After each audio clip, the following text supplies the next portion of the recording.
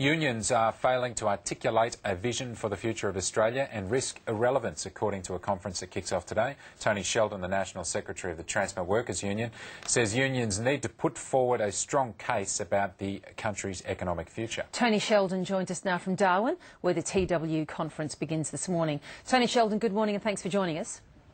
Good morning, Virginia. You're going to give your speech in just a short time from now. It's a call to arms to the union movement, is it, during this election year?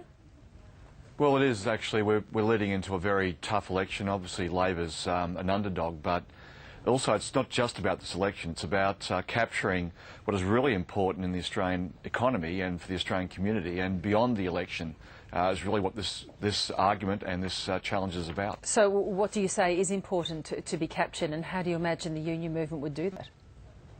Look, I think what's quite clear, and that is that we have to be talking about not just what is good in a market economy, but also talking about what's particularly important for our community. You know, I and like many of your listeners, wouldn't have been wanting to be in a market economy that's a market society. We want to be in an economy that actually concerns itself with the community and concerns itself with values that Australians hold very dear, and that is community values about what happens to their neighbours, their family and their friends. But you can have that well-being in a market economy. You just make sure that you have some sort of safety net that takes those in while still operating a market economy. Are you advocating a return to some other kind of economy?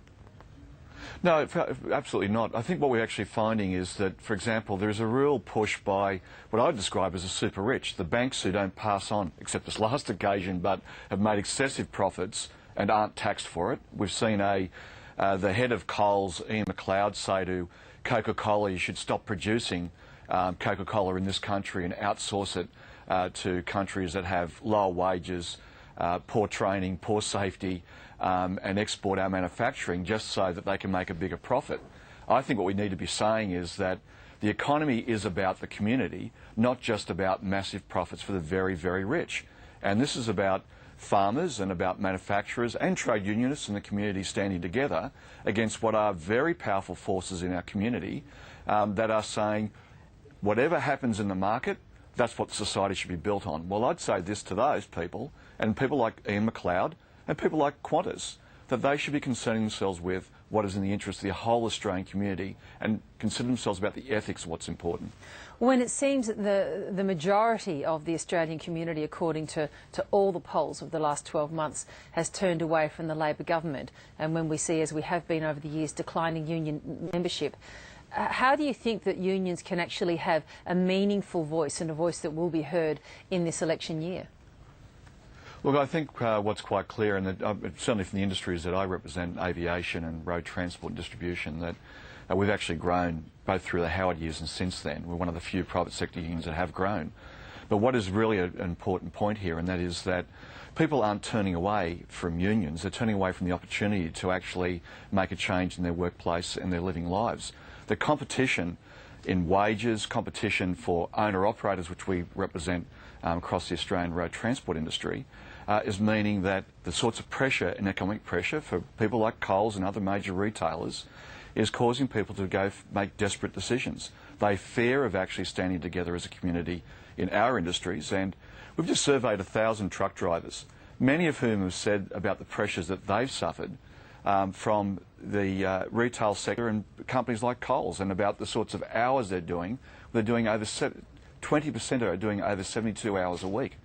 Now that sort of pressure means that we do have to look at what sort of regulation we have in our society, what sort of protections do we give to the community, and what sort of rights do we give people to actually become members of a community, whether that be a union or whether that be a group of other workers in our society.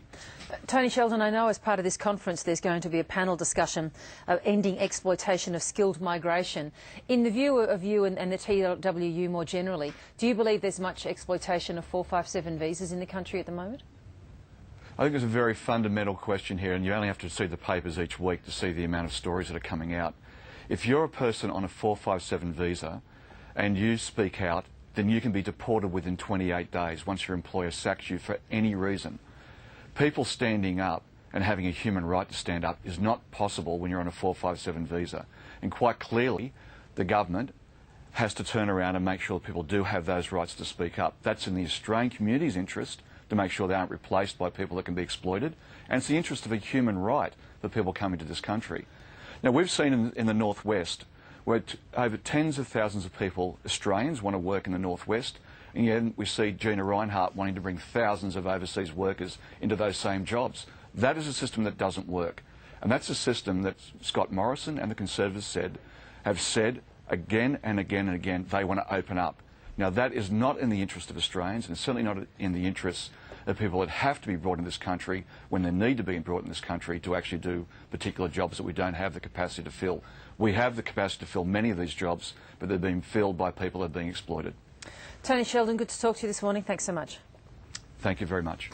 And a number of interesting people who will be addressing that TWU conference, which goes for a couple of days. Anthony Albanese, the Federal Minister for Infrastructure and Transport, speaks there today on the first day in the afternoon. As I mentioned, the Ending the Exploitation of Skilled Migration is a panel discussion. Nick Xenophon is going to take part in that as well, and a number of other leading unionists as well. So an interesting insight in the next couple of days into the mind of some key Labor unions in the country at the moment, their point of view, how they're seeing this election year and how they're going to be playing out their election campaign as well. So that'll be really interesting to watch.